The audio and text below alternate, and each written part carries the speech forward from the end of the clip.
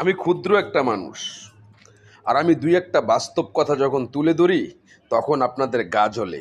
আবার আমাকে মারার হুমকি দেন, আবার বলেন আমার ঠিকানাটা আপনার প্রয়োজন।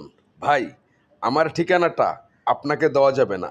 পারলে আপনার ঠিকানাটা আমাকে দিয়েন, আমি ইচ্ছাকৃতভাবে আপনার লোকেশন মোতাবেক গিয়ে আপনার সাথে দেখা করব। আর দেখব আপনি কত বড় বালছিরার মতন ক্ষমতাশালী লোক হয়ে গেছেন। আরে ভাই, ক্ষমতাশালী লোকের পাও আপনি চাটবেন। আজকে তারেক জিয়াটা চাটবেন, কালকে অন্য কেউ আসলে তারটা চাটবেন। কিন্তু এই চাটা চাটির অভ্যাসটা, সরি, আমার নেই।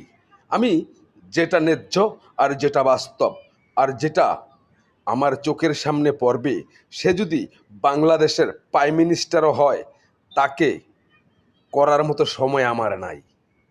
আমি জানি আজ না হয় কাল মরতে তো একদিন হবেই, তাই না? তাহলে মৃত্যুর ভয় অন্য কাউকে দেখান, আমাকে না। আপনি যদি আমাকে নেক্সট আবার হুমকি দেওয়ার চেষ্টা করেন, খোদারকে সাক্ষী রেখে বলছি, আমি আপনার লোকেশন মোতাবেক সেখানে যাব। আর আমি দেখব আপনি আমার নিচের বাল ফালান নাকি উপরের বাল ফালান। এমন বাল ফালাই না বহুত দেখছি, যারা শুধু চাটাচাটিটাকেই পছন্দ করে।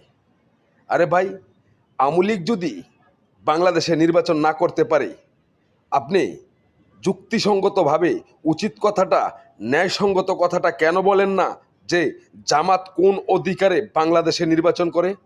জামাতের কি অধিকার আছে বাংলাদেশে নির্বাচন করার? পাও চাটাচাটি বন্ধ করেন। আল্লাহর দেওয়া কোরআন আর হাদিসের আয়াত বিক্রি করে খাওয়া মানুষদের সাফাই খুব কম করে গান।